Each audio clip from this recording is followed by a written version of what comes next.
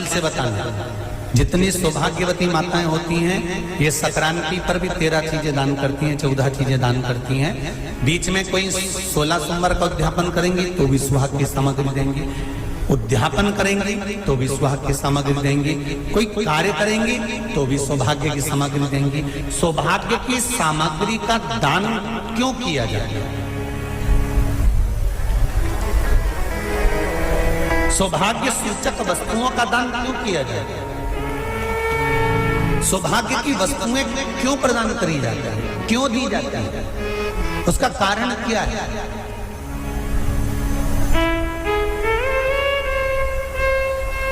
क्यों देते हैं? महाराज, भारत की भूमि की सौभाग्यवती माताओं का एक मन की अभिलाषा रहती है, भारत की भूमि की माताओं की एक अभिलाषा रहती है कि जब उसके प्राण छूटे तो अखंड सौभाग्य धारण करके पति के कंधे पर और पुत्र के कंधे पर शमशान कर।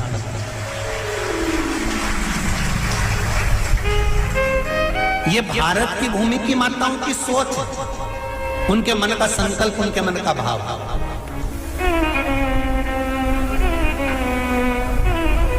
क्यों देते हैं चूड़ी का दान, क्यों देते हैं बिंदी का दान, क्यों देते हैं अखंड सौभाग्य का दान?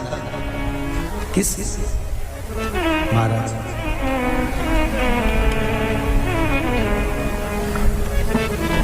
मेरे हाथों में भर भर के चूड़ी रहे, मेरे हाथों में भर भर के चूड़ी, और मैया कोई कामना मेरे मस्तक पे चमकती चूनर रहे, मेरे मस्तक पे चमकती चूनर रहे, और मैया कोई कामना मेरी मांगों में भर भर के सिंदूर रहे, मेरी मांगों में भर भर के सिंदूर रहे, और मैया कोई कामना नहीं मेरे पाँव में बिछुड़ी का जोड़ा रहे। एक बिछुड़ी नहीं, कितनी? 2, 3, 4, 5, एक एक पाँव में जोड़े से बिछुड़ी होना चाहिए, केवल एक नहीं, सिंगल नहीं। वो तो आजकल का फैशन हो गया महाराज, जो केवल एक बिछुड़ी धारण कर लो उसी में फैशन दिखे। शिव महापुराण की कथा कहती है जब बेटी को विदा करा जाता है और पहली बार बेटी के पांव में जब बिछुड़ी डाली जाती है तो वो बिछुड़ी भी अलग अलग नहीं होती, उस बिछुड़ी के जोड़ को चेन से एक दूसरे से बंधा हुआ होता। बोला सही है कि गलत? जितने आस्था चैनल पर कथा सुन रहे हैं, जितने फेसबुक पर सुन रहे हैं, यूट्यूब पर सुन रहे हैं, सुन लेना कि मेरे भारत की माताओं का जब पाणी ग्रहण संस्कार किसी बेटी का होता है, उसके पांव में जब पहली बार बिछुड़ा पिनाया जाता है, बिछुड़ी पिनाई जाती है, तो वो बिछुड़ी भी एक दूसरे से बंधी हुई होती है, चेन से बंधी हुई होती है। उसको अलग अलग वाली बिछुड़ी शादी के मंडप में नहीं पिनाई जाती। क्यों? जैसे ये बिछुड़ी एक दूसरे से पांव में बंधी हुई है, तुम्हारी जिंदगी अंतिम श्वास तक ऐसी ही बंधी हुई है, यही बनना चाहिए। वो तो अब माताओं ने थोड़ा सा फैशन चेंज कर दिया, अब पांव में ज्यादा बिछुड़ी निकलती, गड़ती है, चुभती है, एक बिछुड़ी धारण है। महाराज पर नहीं, बिछुड़ी भी 2 हो, जोड़े से। हमारी माताएं, भारत की भूमि की जो माताएं हैं, ये चूड़ी भी हाथ में पहनती है तो जोड़े से पहनती है। बोलो जैसा सही है कि गलत है? एक अकेली चूड़ी माताएं हाथ में धारण नहीं करती हैं। अगर भारत की भूमि की संस्कारित माताएं हैं और भारत की भूमि की सभ्यता और संस्कृति को जानती है तो अकेली चूड़ी नहीं, जोड़े की चूड़ी पहनेगी, 2 चूड़ा डालेगी, 4 डालेगी, 12 डालेगी, पर सिंगल नहीं, अकेले। महापुराण की कथा ये कहती है कि पार्वती जी ने और गंगा जी ने जितना सौभाग्य का दान दिया है उनके बराबर दुनिया का कोई व्यक्ति इतना सौभाग्य का दान नहीं दे सकता जो माता गंगा और पार्वती दोनों दान दे रहे हैं।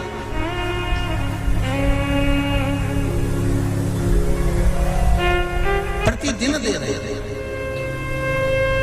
और अब तो फैशन आ गया, तुम लोग जो सौभाग्य का दान देते हो प्लास्टिक की डलिया में देते हो, पर एक एक पुराण को उठा कर देख लेना, एक एक उद्यापन को उठा कर देख लेना, जितनी तुम कथा तुम्हारे घर में छोटी छोटी कथाओं की पोथियां पढ़ी हो उनको उठा कर देख लेना, उसमें नहीं लिखा कि प्लास्टिक की डलिया में सौभाग्य की वस्तु का दान दिया जाता है। उसमें लिखा है बांस की पिटारी में, बांस की डलिया में सौभाग्य की वस्तुओं का दान दिया जाए। क्यों? क्योंकि बांस वंश की वृद्धि करता है, बांस सौभाग्य की वृद्धि करता है, और बांस अखंड सौभाग्य, जैसे बांस का पौधा बढ़ते चले जाता है, बढ़ते चले जाता है, उसी तरह बांस की डलिया में जब दान दिया जाता है, बांस की टोकनी में जब दान दिया जाता है तो ये भाव रखा जाता है कि तुम्हारा सौभाग्य ऐसे ही बढ़ता रहे। पर अब थोड़ा सा फैशन चेंज हो गया तो प्लास्टिक की डलिया, पर प्लास्टिक की नहीं। बहुत ध्यान देना जरा, शिव महापुराण की कथा चल रही है। संपूर्ण देशवासियों की मेरी माताओं से निवेदन है, मेरे इन भाइयों से निवेदन है, उसको जरा ध्यान से सुनना। व्रत करते हैं ये किसी दूसरे के नहीं है। तीज का व्रत माता पार्वती का, छठ का व्रत माता पार्वती का, चतुर्थी का व्रत माता पार्वती का, ये सारे व्रतों की शुरुआत गंगा और पार्वती ने अपने बल से। माता सिंदूर भर रही हैं, मांग में सिंदूरा भरा जा रहा है, मांग में कंकु भरा जा रहा है, मांग में सिंदूर भरा जा रहा है, और वो सिंदूर नाक पर गिरता है। वो सिंदूर नासिका पर गिर गया तो कहते हैं कि कोई काल आने वाला था पति के ऊपर, वो काल टल गया और नाक पर सिंदूर आया तो नारी का सौभाग्य और अखंड हो गया, ये शास्त्र कहता है।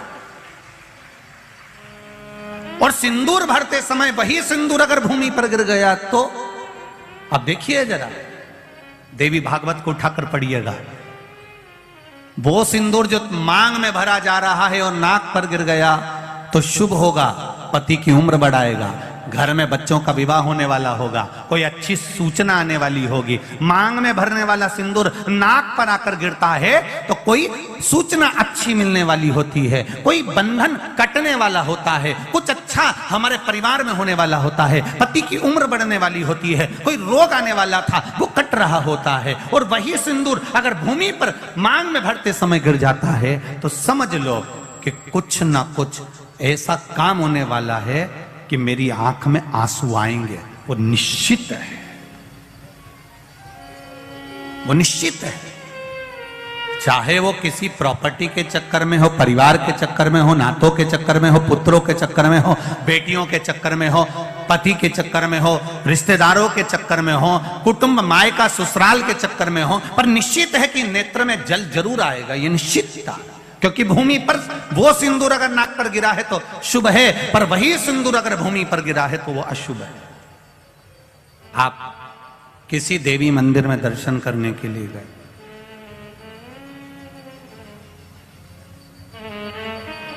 वहां से उन्होंने हनुमान जी के मंदिर का सिंदूर लिया और तुम्हारे माथे पर लगा दिया। समझना जरा कथा को बहुत अच्छे से। उन्होंने हनुमान जी का सिंदूर लिया, तुम्हारे मस्तक पर लगा दिया।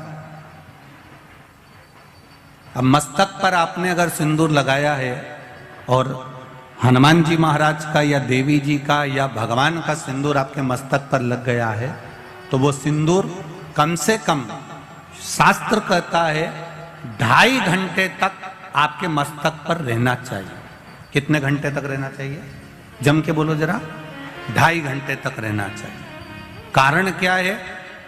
भगवान के चरण का अगर कोई कुंकू या सिंदूर हमारे मस्तक पर लगाया गया है, वो 2.5 घंटे तक रहे, उसके बाद उस सिंदूर को किसी नैपकिन, कपड़ा या अन्य चीज से पोंछ देते हैं। पोंछने के बाद वो गलत जगह पर टंग जाता है, लोग उसका गलत हाथ का प्रयोग कर लेते हैं। वो जितनी जगह गलत जगह जाता है उतना दोष हमको लगते चले जाता है। इसलिए उस सिंदूर का क्रम है कि कोई पुष्प है, उस पुष्प से उस सिंदूर को लगा लिया जाता है। कोई पत्ती है, उससे सिंदूर को लगा लिया जाता है। उस पुष्प को फिर विसर्जन में, अगर विसर्जन में नहीं रख सकते तो अपने घर में जो गमला होता है जिसमें पौधा लगा होता है, उस पौधे में उसको डाल दिया जाता है, जिससे वो सिंदूर उसमें मिल जाए और हमारे घर में सदा रहे। पर हमने कोई टाविल, होटल में ठहरे तो होटल के टाविल से पोंछ दिया, कहीं ठहरे थे तो दीवार से पोंछ दिया, कहीं लगा दिया। उसका दोष है, उसका दोष।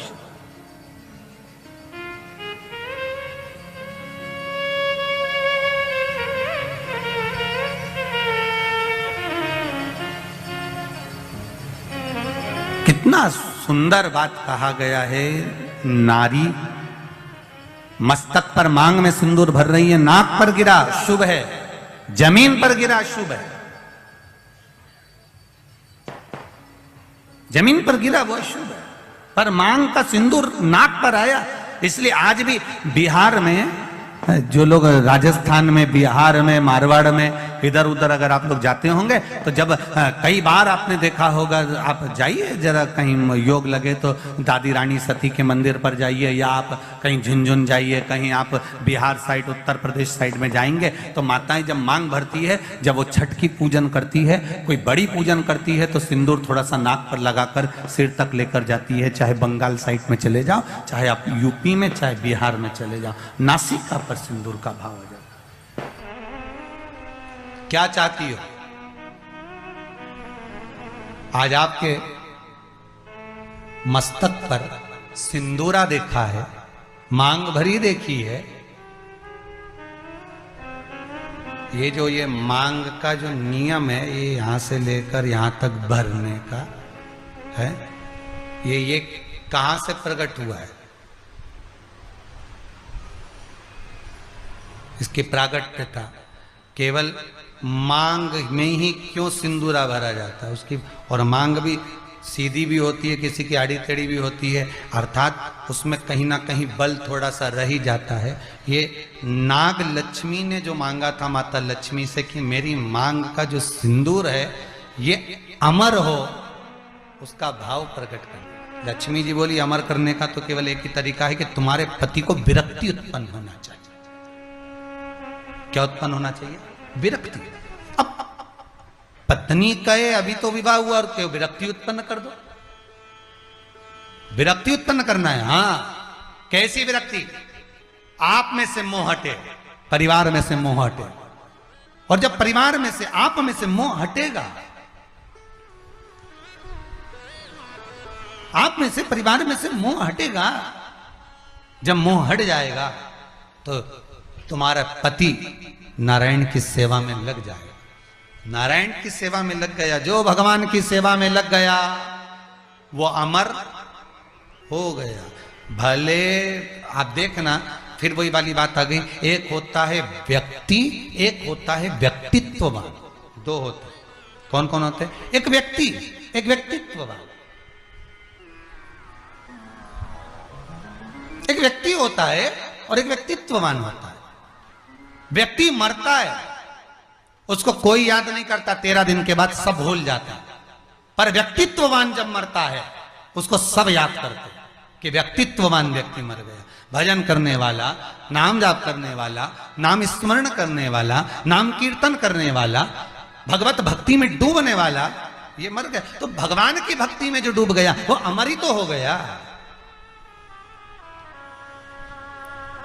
स्त्री को हल्के में ले लेना, पर उसके मांग के सिंदूर को हल्के में मत लेना। उसके मांग के सिंदूर में वो बल होता।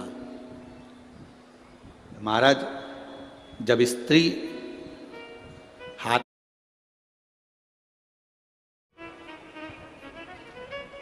स्त्री को हल्के में ले लेना, पर उसके मांग के सिंदूर को हल्के में मत लेना। उसके मांग के सिंदूर में वो बल होता। महाराज, जब स्त्री हाथ में सिंदूरा लेती है ना, आपके इधर कैसे सिंदूर लगाते हैं हमको तो नहीं मालूम, पर सुहागन स्त्री जिसकी शादी हो गई, वो स्त्री जब अपने हाथ में सिंदूरा लेती है, स्त्री कभी भी सिंदूर जब लगाती है तो सिंदूर की डब्बी को कहीं रखकर नहीं लगाती, हमेशा याद रखना।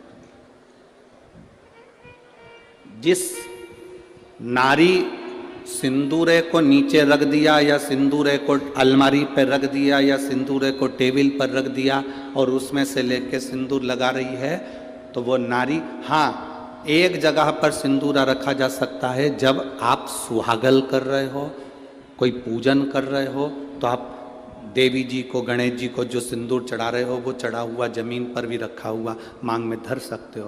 पर जब आप स्वयं 16 श्रृंगार कर रहे हो, उस जगह पर सिंदूरा जमीन पर नहीं रखा जाता। सिंदूरा जमीन पर रखा हो और नारी मांग का सिंदूर भरती हो तो पति को रोग ग्रसित करता ही है, पति रोगीला होता ही है, ये निश्चित है। उसका पति रोगीला जरूर होगा, ये निश्चित है। उसको रोग जरूर घेरेगा, ये पक्का है। स्त्री जब सिंदूरा में, यहां तक शास्त्र प्रमाण देता है कि एक दुल्हन पहली बार जब मांग भरती है और पति उसकी मांग भरता है, तो पति के भी हाथ में सिंदूरा पकड़ाया जाता है और पति अपने हाथ से उस मांग को भरता है। पति के हाथ में सिंदूरा पकड़ाया जाता है। वो सिंदूरा साधारण नहीं है।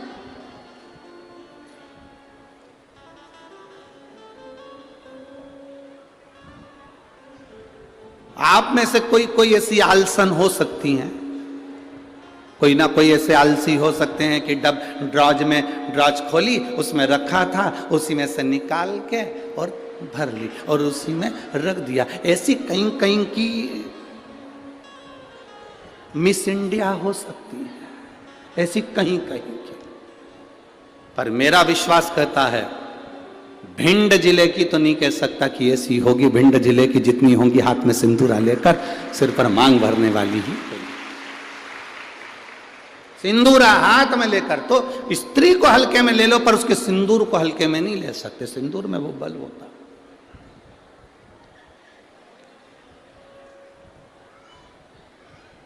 एक कौन सा राक्षस है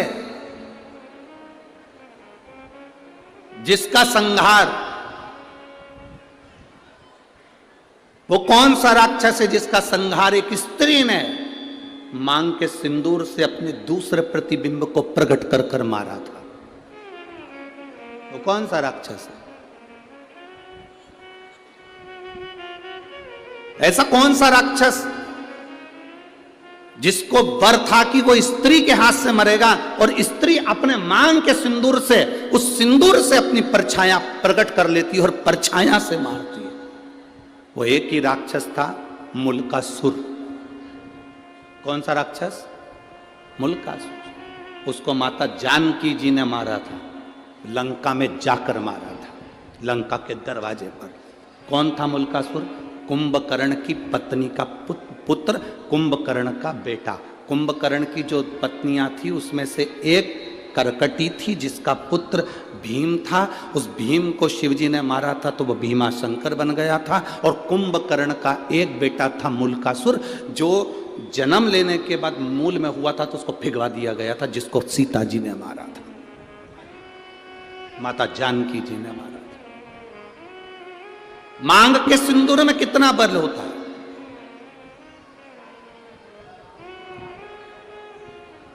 मांग के सिंदूर में कितनी तेजता होती है, कितना बल होता है, ये स्त्री जाने। स्त्री आज के जमाने में तो ऐसी पेंसिल आ जाती है, वह पेंसिल से ऐसी लाइन लाइन खींच लेती है और पेंसिल से लाइन खींचा और काम खत्म, बस।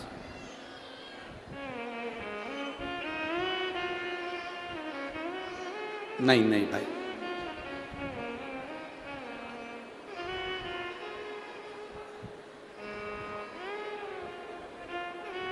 आप में से आप लोगों ने देखा कि नहीं देखा, बड़े बड़े घर के लोग भले मांग भरने में संकोच करें, सिंदूर लगाने में संकोच करें,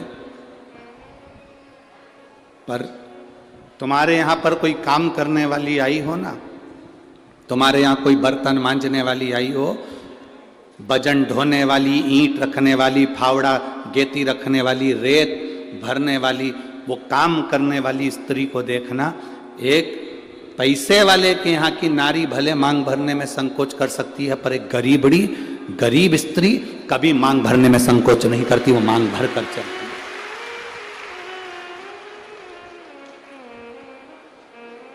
आपके यहाँ कोई बर्तन मांजने वाला आते हो, आपके यहाँ कोई झाड़ू लगाने वाली आती हो, आपके यहाँ कोई पोछा लगाने वाली आती हो, आपके यहाँ तगाड़ी ढोने वाली आती हो, वो स्त्री मांग में सिंदूर भर कर चलती है।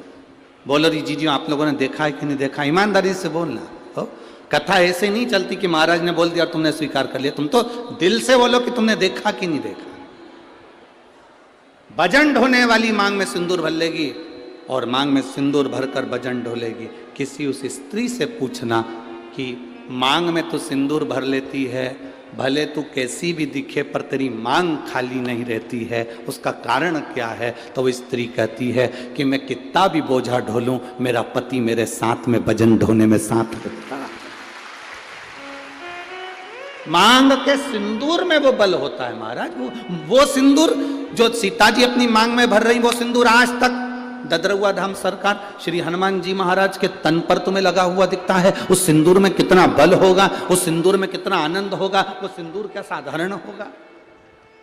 नारी जब मांग में सिंदूर भरे, उस समय दर्पण के सामने केवल नारी हो, कोई दूसरा नारी को मांग में सिंदूर भरता हुआ ना देखे।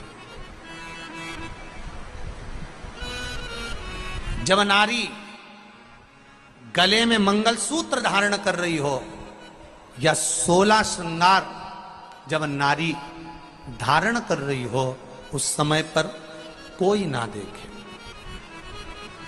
नारी का जो श्रृंगार है,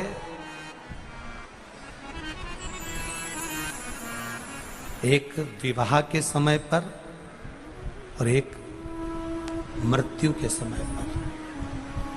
सौभाग्यवती नारी का श्रृंगार 2 जगह पर भले सर्व रूप में देखा जा सकता है, क्योंकि बाराती सब बैठे रहते हैं और दूल्हा मांग भरता है, बाराती सब बैठे रहते हैं और दूल्हा मंगलसूत्र पहनाता है, सब लोग बैठे रहते हैं और पांव में बिछुड़ी दबाई जाती है, सब बैठे हुए हैं, मांग का सिंदूर भरा रहा। और एक अखंड सौभाग्यवती नारी जब जाती है, तब सबके सामने सब खड़े हैं और पति अपनी पत्नी को मांग में सिंदूर भरकर आखिरी में भेज देता है।